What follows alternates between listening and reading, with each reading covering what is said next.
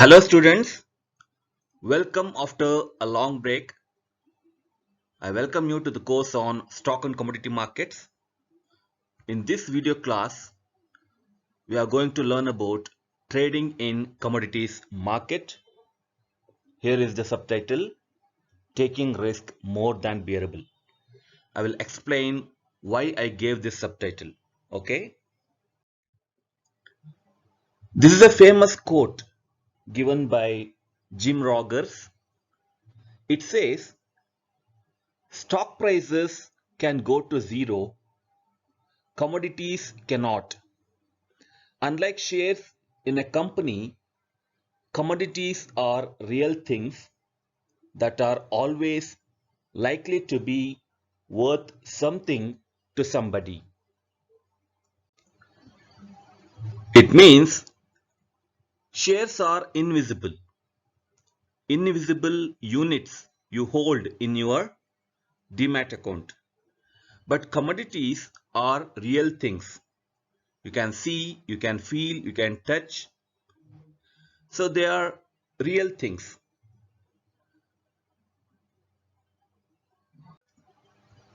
And stock prices may come down to even zero, but commodities cannot, because every commodity is used in manufacturing or production or some other processing. So commodities are dependable, commodities are real things, they are worth something to somebody, right? One or the other person is going to use. So this quote is given by Jim Rogers.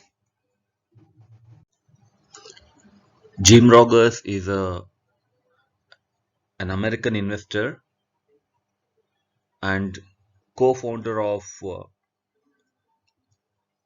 Quantum Fund, and this information has been extracted from internet. Even I didn't know. So let us set the objectives of this class. We are going to understand trading and settlement procedure in Indian commodities markets, and understand special terminologies used in commodities trading context. And we are going to simplify the concept of online trading of commodities. So at the end of the class, we are going to accomplish all these objectives with ease. And we are going to learn some meanings of special terms used in online trading of commodity markets. The first one, commodity brokers. Commodity broker is an entity or a person who executes orders to sell or buy commodities and commodity derivatives on behalf of clients, charging a commission. So he offers brokerage services. Just like stockbrokers who offer their brokerage services for stocks and shares, in the same way, commodity brokers offer brokerage services for trading in commodities and commodity derivatives. There are numerous commodity brokers in India like Sheikh Khan, Angel Broking, India Infoline, Motilal Oswal, ICICI Direct. There are so many. Zerodha now recently established brokerage services like Zerodha, 5paisa.com. So there are many commodity brokers. Next, day traders are those brokers who take positions, I mean short position and long position. Short position means sell, long position means buy. So day traders are those who take short positions and long positions in the same day, in the same trading day. Suppose an investor sells some commodity which he bought in the morning on the same day. He is said to be a day trader. Okay, so he buys commodity in the morning and sells before the end of the day. He is called a day trader. So he has taken long position and then before the end of the day he has taken short position, sell. So he is called a day trader. Then floor traders. Floor traders are those who participate in open outcry systems. Open outcry means it is offline.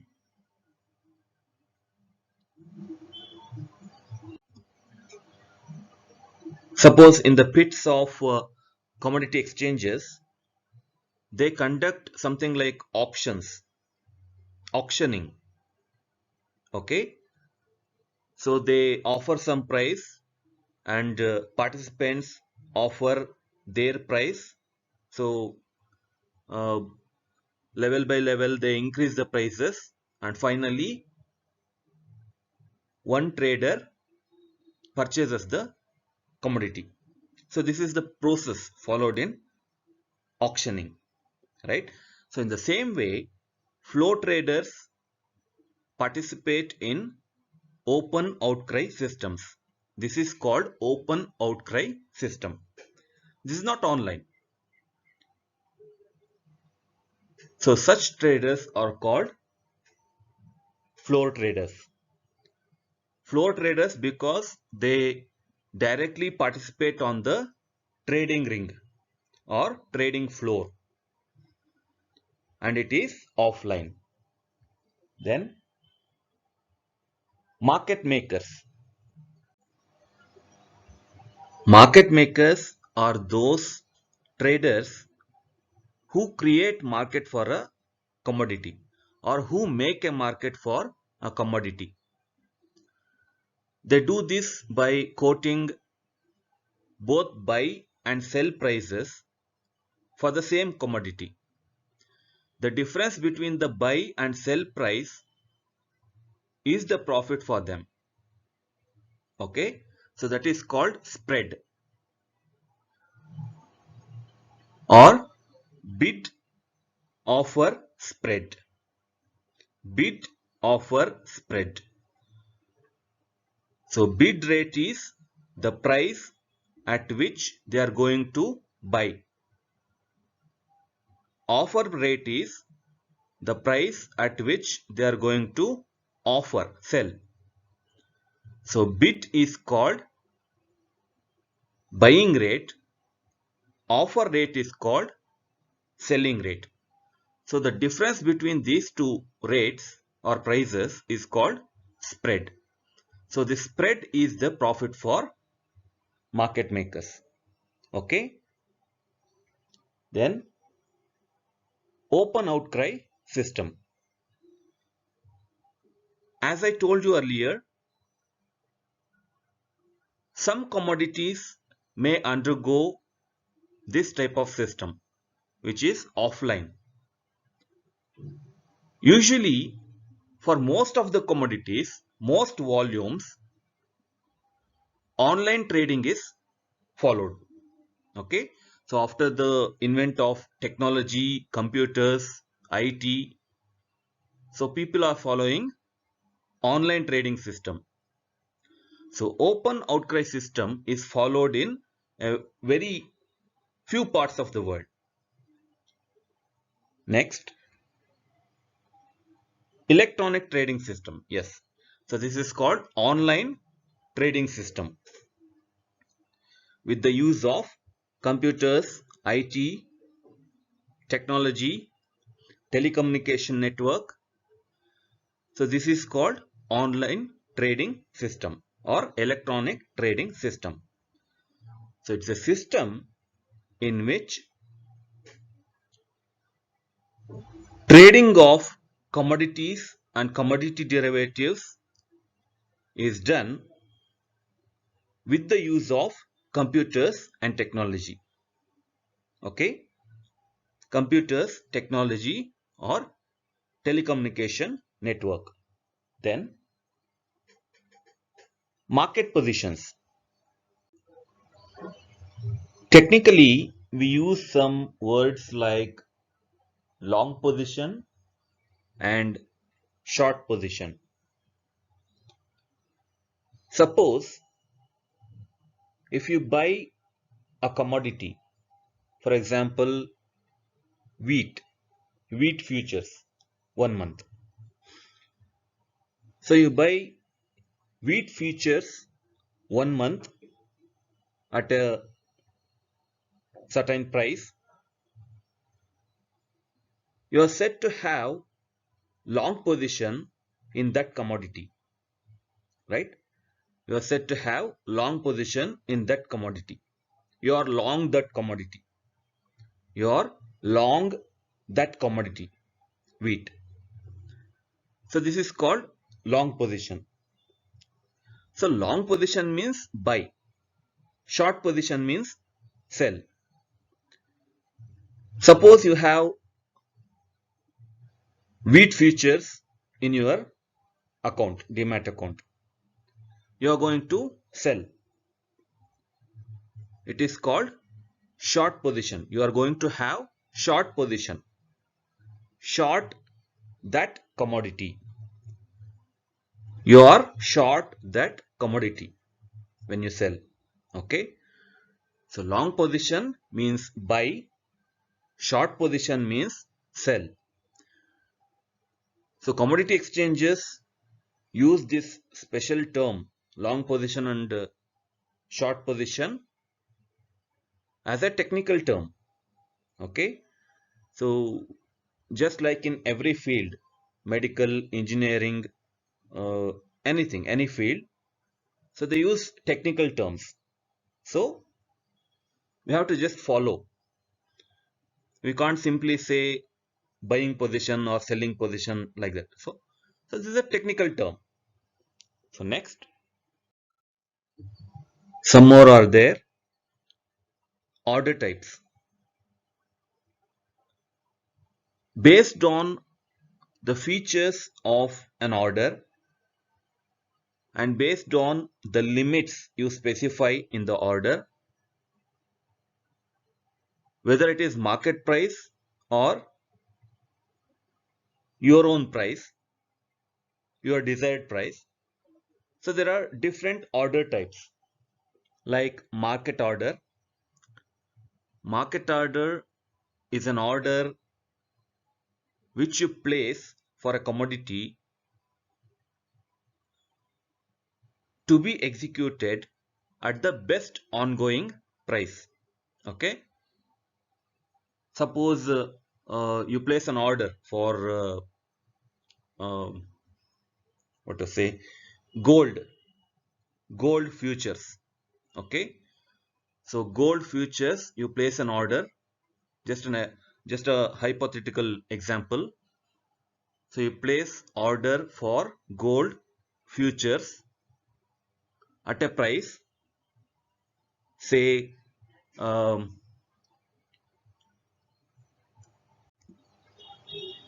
1 lakh rupees. Okay. So you place order for gold futures at 1 lakh rupees. It is called limit order. Okay. So it is called limit order. Suppose you select market order. Okay. In that dialog box, it is called market order. So market order selects the best ongoing price when the order is placed. Suppose you place order at 11:30. Okay. So at that particular point of time, what is the best price available for gold futures? So that price will be selected and the order will be executed. Okay. So it is called market order, which executes the order at the best ongoing price for that commodity. Suppose the gold price may be at that point of time 98,000. Market order has been placed, and at that time gold futures price is 98,000. So it is the best price. So 2,000 less than 1 lakh rupees. So it will execute the order. Okay, like that. So market order executes at the best possible price, best ongoing price when the order is placed. Then limit order. In case of limit orders, the order is executed at a designated price. The order is executed at a designated price. Usually, if you want to sell, you place an order for a price which is above the market. In case of buying,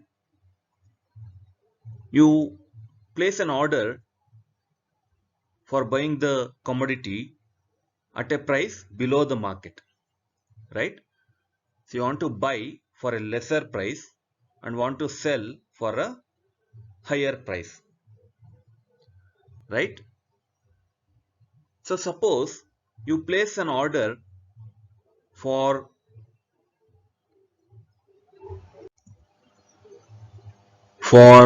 areca nut, okay? Areca nut at a certain price. Suppose the market price is 10,000 for some quantity, okay? I don't know what is the quantity, the price of areca nut, okay? So 10,000 for a specific quantity. So if you are going to sell, then you will definitely choose price more than 10,000 rupees because 10,000 is the market price. So you want to sell for higher price, right? Suppose if you are going to buy areca nut, then you will definitely specify price which is lower than 10,000 rupees. So you want to buy at lesser price and sell at a higher price. So just simple logic. So if you place an order, whether buy or sell, if you place an order at rupees 10,000, if the market price triggers above the price, suppose 10,500. So if the market price triggers to 10,500 from 9,000 suddenly, then the order will not be executed. Just remember, so limit order is an order placed at a designated price, only 10,000. Okay. If the market price suddenly ekdam jumps from 9,000 to 11,000, then limit order will not be executed. So this is a disadvantage.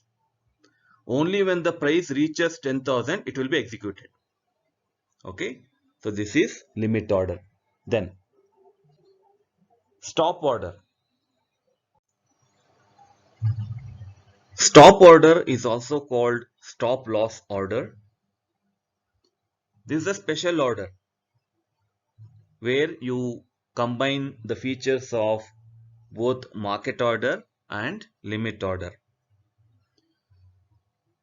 In this type of order, you specify a limit.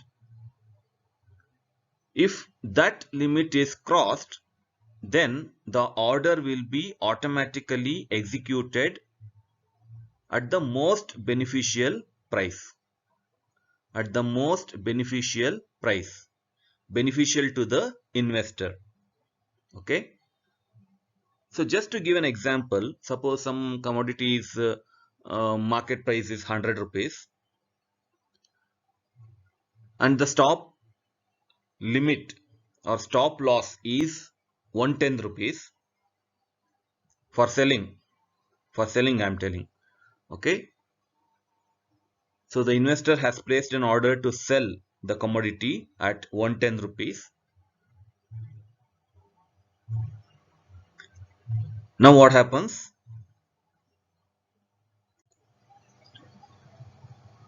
So 110 rupees is the price he's willing to sell.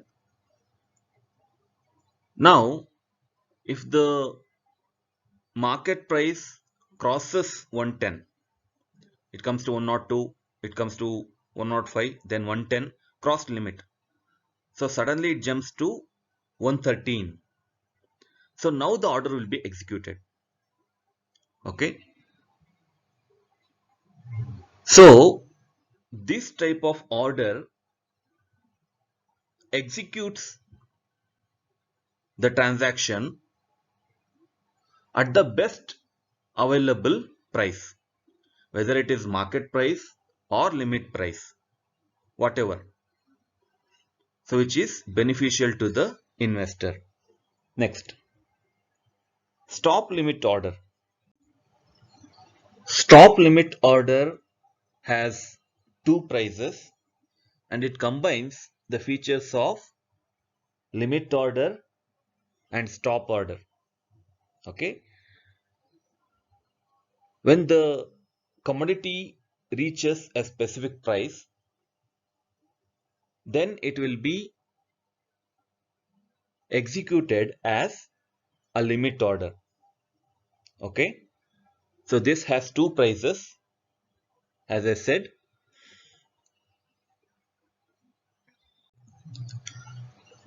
one price is to set the limit.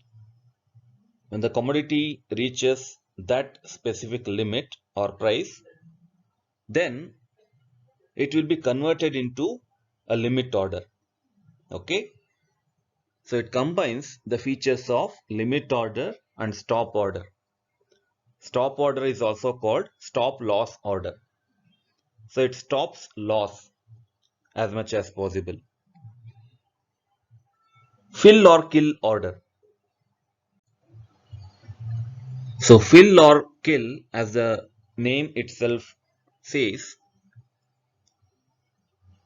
it is an order which will be executed at the designated price at that point of time, or it will lapse. Okay. So if you want to buy a commodity at 1000 rupees only, okay, you place a fill or kill order at 1000 rupees. At that point of time, if the commodity is available at 1000 rupees, it will execute the order. If it is not available at 1000 rupees, then the order will lapse. Okay. Fill or kill. One cancels the other order. Suppose two different orders for the same commodity are placed and you select OCD. One cancels the other. So if one order is executed, then the other order will be cancelled. Or if the second order is executed, then the first order will be cancelled. Okay. So such orders may be market order, limit order, stop order, or whatever. Okay. If one order is executed, then the other order will be cancelled. So two separate orders will be placed and OCD is selected. Open orders or good till cancelled orders. So good till cancelled is in short called GTD. So these orders will be in process till they are cancelled by the investor. Good till cancelled or open orders. Okay. So till he cancels it, it will be in process. But at the end of the day, it will lapse. Okay. At the end of the day, before the end of the day, he can cancel. But at the end of the day, it will automatically lapse. Then discretion orders. So this type of order exists in open outcry system. In open outcry system, the floor traders get discretion. Floor traders get discretion to fill orders as they seem fit. Okay, so they are authorized to fill orders. Okay, so those orders are called discretion orders because these orders give discretion to floor traders to place orders or fill orders. So let us move on. Other important terms: clearing banks. Clearing banks are responsible for keeping records of all trades that happen between buyers and sellers of commodities. So it's clearing banks make sure that transactions are default risk free and they act as a buyer to all sellers and as a seller to all buyers. So it is the third party to all buy and sell transactions. In short, clearing banks make sure that each and every transaction is default risk free and it provides financial guarantee for completion of every transaction. Okay. Then margin system. If you want to trade in commodity futures, we have to deposit a specified margin amount for trading in such derivatives. So any member of public cannot trade in commodity futures unless they have paid margin amount with the exchange. So this is called margin system because commodity markets are vulnerable to so many factors like macroeconomic changes, supply demand changes, and monsoon, government policies, so many factors. So exchanges take a deposit of margin amount from every investor and then they let them trade. So before trading, every investor has to deposit margin amount. In that, initial margin, maintenance margin, mark to market or variation margin, additional or volatility margin, initial margin is deposited to cover the largest potential loss in one day. It changes from commodity to commodity and from exchange to exchange. Maintenance margin is the amount of margin which is required to be held in margin account relative to the futures position held. So if you own more futures, then you have to deposit more maintenance margin because risk will be high. So when you have more commodities, more futures in your account, then risk will be more. Every day prices are fluctuating. So to overcome losses suffered by such fluctuations, this maintenance margin is deposited. And mark to market or variation margin is a margin accepted to cover a notional loss. Notional loss, that is the difference between the current market price and the contract price of the underlying asset. So this is done every day. Suppose you purchase a commodity at rupees 1000 rupees. Okay. At the end of the day, the commodity price has come down to 950. So there is a notional loss of 50 rupees. You have not sold the commodity, but it is a loss, notional loss. It must be deducted from the account. Okay. When you sell the commodity, you suffer the actual loss. Okay.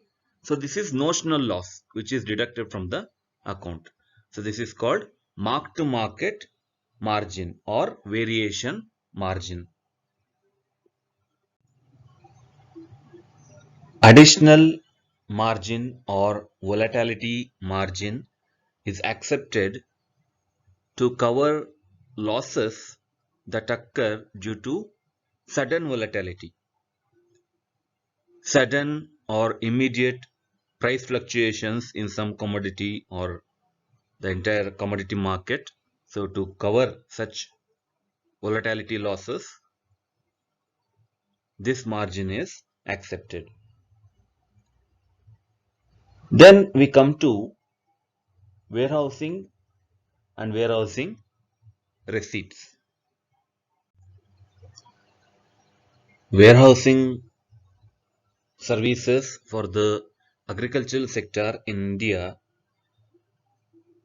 are provided by some corporations like Food Corporation of India, state warehousing corporations, and central warehousing corporations, and many other private agencies located at different parts of India. Okay. So warehousing receipt is collected by the buyer to take physical delivery of commodities from a designated warehouse. So he can choose. Buyer can choose the warehouse from which he has to collect commodities. Okay.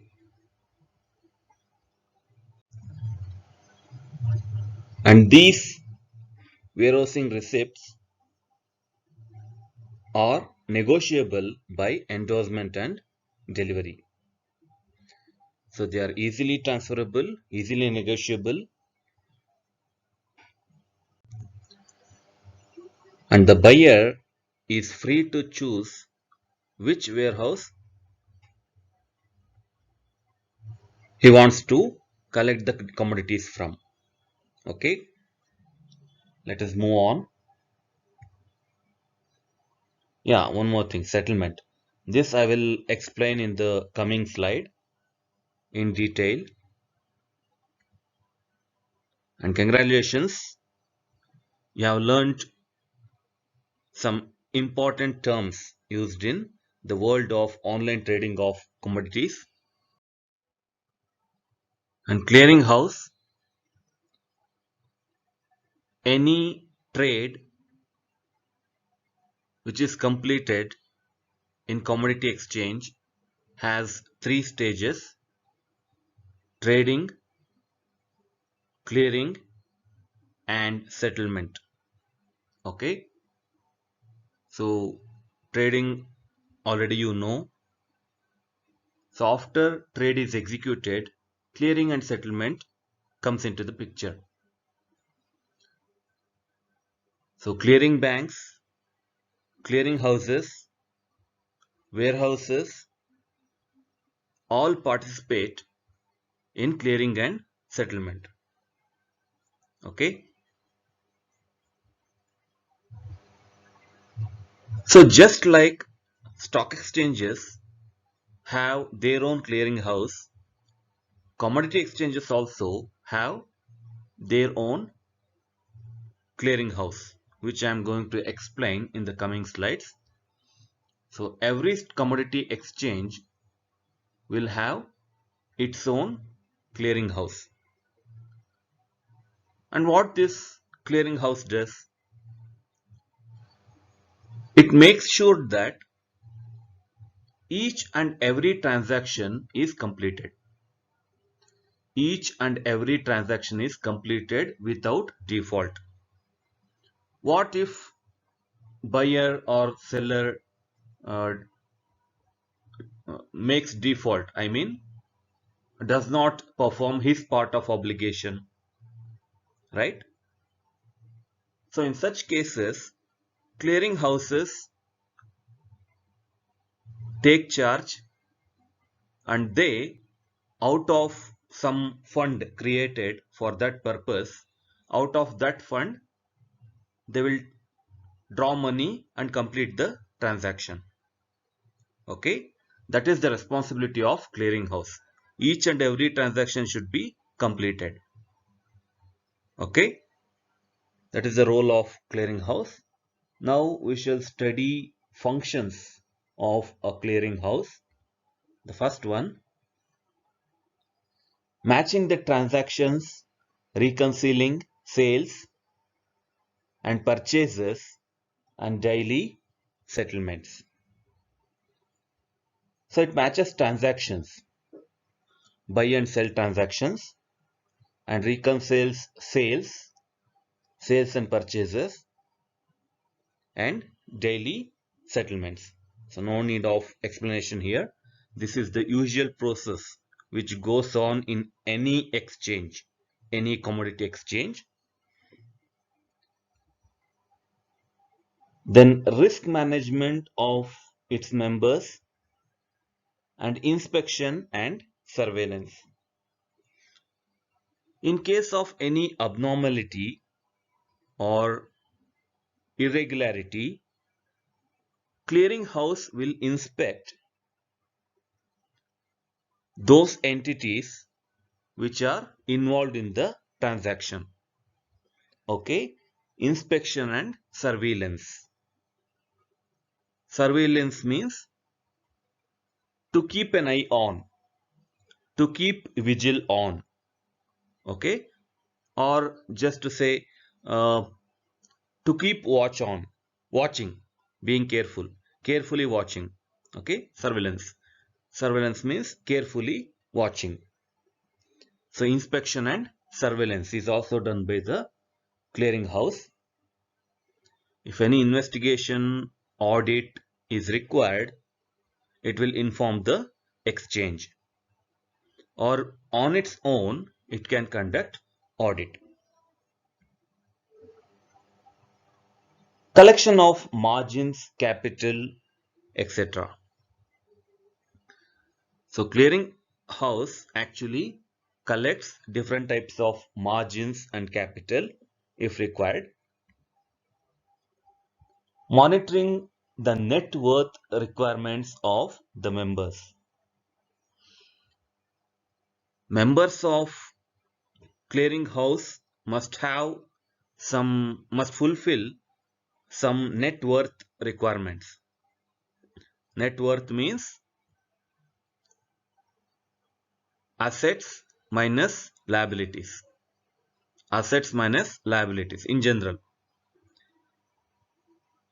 The formula differs according to the situation and as per the uh, person involved, whether individual or company or whatever. So I'm not digging deep into that, but assets minus liabilities in general, net worth. So this net worth requirement. So members must have some requirement. Members must fulfill some requirement regarding their net worth. So such net worth will be monitored by the clearinghouse. And it takes default risk. So as I told you earlier, clearinghouse will make sure that each and every transaction that happen on that commodity exchange will be completed. So it takes default risk. It creates a special fund for that purpose. So if buyer or seller makes default or escapes from the transaction or runs away, then this clearinghouse will take responsibility and complete that transaction. Then affects pay-ins and payouts. Pay-ins and payouts. So this I have explained in detail in stock market chapter, trading in stock market. So please watch that video. So pay in and pay out, just I say it briefly.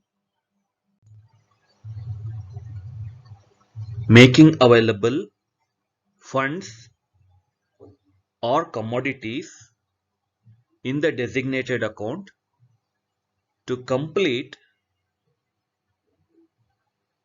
the commodity transaction. Okay. So in short, pay in and pay out means making funds available or making commodities available in the designated account to complete the transaction. Okay. So we shall move on. So now this trading cycle in Indian commodities market usually consists of three stages. First one trading, second one clearing, and third one settlement. So trading is when you place an order, when you initiate a transaction online in a commodity exchange. So trading happens there. And if your order reaches execution stage, I mean, uh, when your order is executed, the next stage is clearing. So clearing work will be done by clearing banks, clearing house of that exchange. So pay in and payout will happen and finally it will be settled. Okay. So settlement means transfer of funds and transfer of ownership. Transfer of ownership of commodities. Or I can simply say delivery of warehousing receipts to the commodity investor.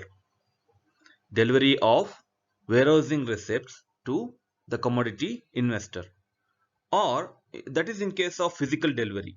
Okay, if the investor wants to have physical delivery of commodities, then he can take delivery of commodities. If he wants to cash settle it, if he wants cash settlement, then the difference amount, what is the market price at that time and settlement price. So the whatever difference will be credited or debited to his account, and that transaction will be settled. So this is settlement. Okay.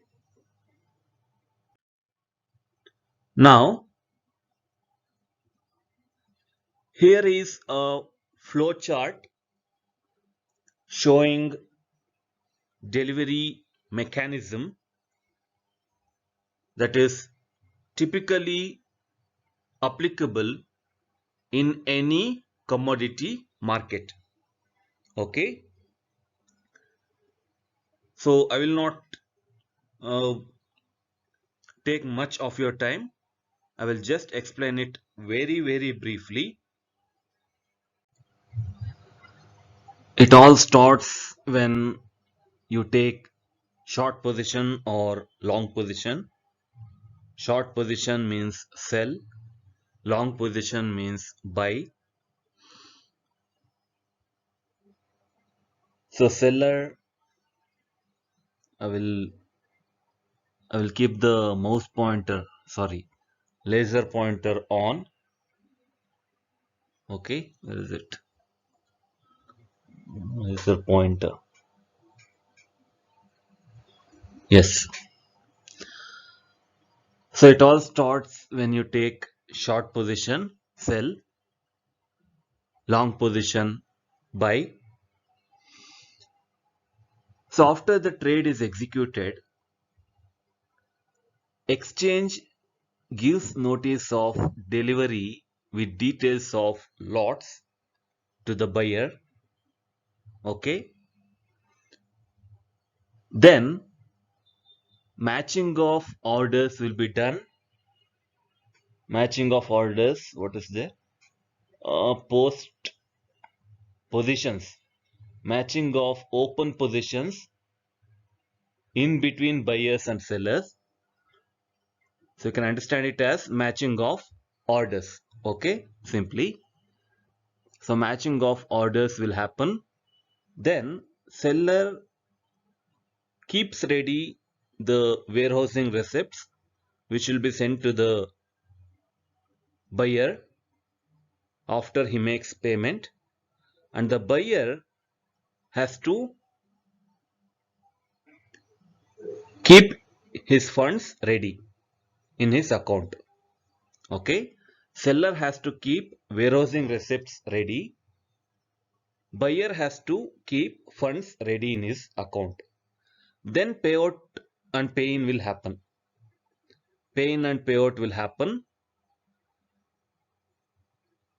and after pay-in and payout, warehousing receipts received from the seller are sent to the buyer, and then buyer takes the warehousing receipts and approaches the designated warehouse and takes delivery of commodities. And here are some text boxes. 5 days prior to the end of the contract month, on T plus 3 days. So these are the time limits. For each and every process, there is a time limit fixed by the exchange. Okay. So that time limit has to be followed.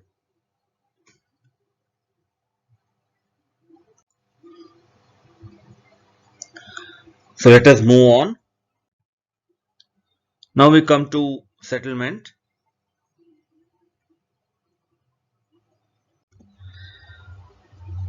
So we see what are the settlement types: mark to market settlement and final settlement. So this I have explained already. To put it in a brief note, mark to market settlement is a type of settlement which is done at the end of every day, which is done at the end of every trading day. So there will be a notional loss. It is not an actual loss, but notional loss. That notional loss will be recovered at the end of every trading day. This is called mark to market settlement. So your holdings in Demat account will be adjusted according to the settlement price, daily settlement price. Okay, that is called mark to market settlement. Suppose today you bought a commodity at rupees 1000. At the end of the day, it has come to 980 rupees. That 20 rupees loss, market price has come down. When you bought, it was 1000 rupees. Now it has come down to 980 rupees. So the 20 rupees loss will be deducted from your account. Okay. So that is called notional loss. You have not sold the commodity, but that is a notional loss. You have to pay. You have to suffer. Okay. And suppose if the commodity price goes above the contract price, suppose 1050 rupees, that 50 rupees profit will be credited to your account. Okay, so that is notional profit. This is called mark to market settlement, which is done at the end of every trading day. Then final settlement.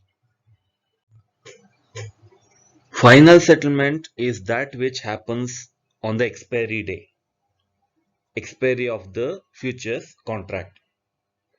That is 1 month futures, 2 month futures. So on the expiry day or at the end of the contract, final settlement will happen. Then types of settlement price. We shall see daily settlement price. Daily settlement price is the price of every commodity that is traded on the exchange, calculated as per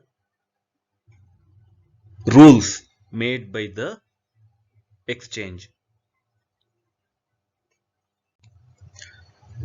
Daily settlement price is computed after the closing session for that relevant day, after the closing session of that trading day. Next, final settlement price. Final settlement price is the closing price of the commodity on the last trading session of that futures contract.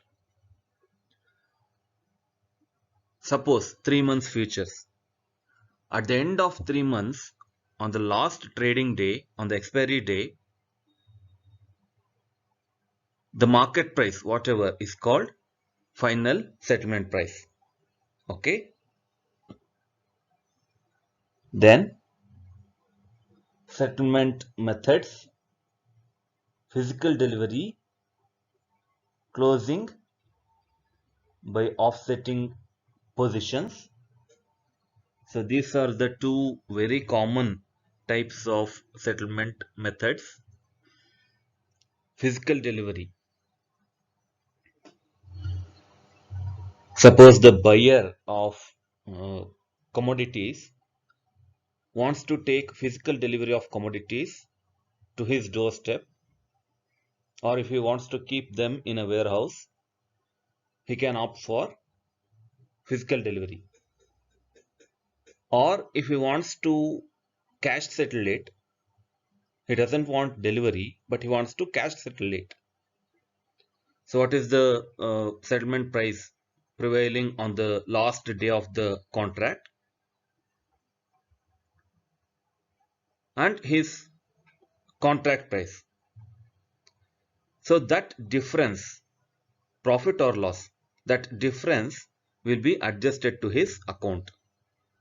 Okay, so profit will be credited to his account, or in case of loss it will be debited from his account.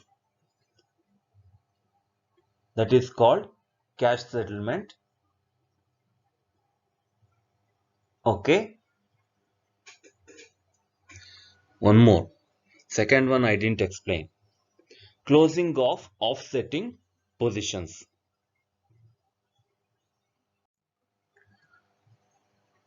So this means by selling the same contract to some other party.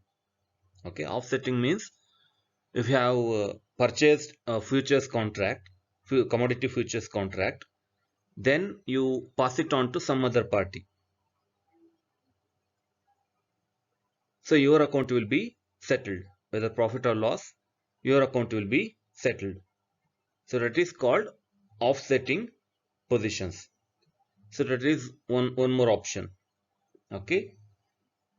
So physical delivery, closing out by offsetting positions, and cash settlement. So these are the three options. And congratulations, you have learned some special terms related to settlement in commodity exchanges. So now we talk about risk management measures used by commodity exchanges. Settlement guarantee fund, price limits and circuit breakers, maximum allowable open positions. So I am going to explain all these three. Settlement guarantee fund is created by every exchange to guarantee the settlement of each and every transaction. They collect margins from both buyers and sellers, and out of this fund they make sure that each and every transaction will be completed and there is no default. Price limits and circuit breakers. The exchange may fix price limits for every commodity based on previous day's settlement price. So within that limit, the commodity price has to move. The commodity price cannot go beyond that. Okay, the commodity price cannot exceed the limit. So in this way, the exchange can fix price limits. And circuit breakers. Just like in case of stock exchanges, if the index crosses a specified limit, the trading will come to a halt. The trading will be closed for a few hours. Okay, the trading will be closed for a few hours. In the same way, circuit breakers are used for commodity markets also. If the commodity prices fluctuate beyond a specified limit, circuit breakers will come and the trading will come to a halt for a few hours. Okay, so circuit breakers are used. Then minimum allowable open positions. There is a limit on your trading. So any member of the public or any investor cannot trade in commodities at huge amount of volumes. No, it's not possible. So exchange puts limit on volumes of transactions done by each and every investor. So number of positions taken, amount of funds involved, volume of transactions, these are all monitored, and every exchange puts a limit on maximum positions, maximum open positions. This is done mainly to avoid hoarding or cornering the market. Technically, it is called cornering the market, hoarding. They pile up commodities and create artificial scarcity, and then they make profit by selling them at exorbitant prices. So to avoid such situations, exchange puts limit. Moving ahead, and congratulations, you have learnt about risk management measures used by. Oh, this is the last slide. Thank you, students. Thank you for your valuable time. And remember, always choose investment over speculation. Investment is what happens in case of real estate, gold, mutual funds, stocks and shares, etc. etc. Okay, even your education. That's an investment, valuable investment. Okay, so always opt for investment, not for speculation. So speculation is something you make profit out of short-term fluctuations or like something like that. Okay, buying today and selling tomorrow. No. So always opt for investments. Speculation is not a guarantee to make profit. And beware of fraudsters. Yes, there are foxes, jackals online to suck life out of you. Okay, beware of them. Never give away your bank account details, PAN card details, and any of your confidential details, even Aadhaar card number. Don't give such details unless it is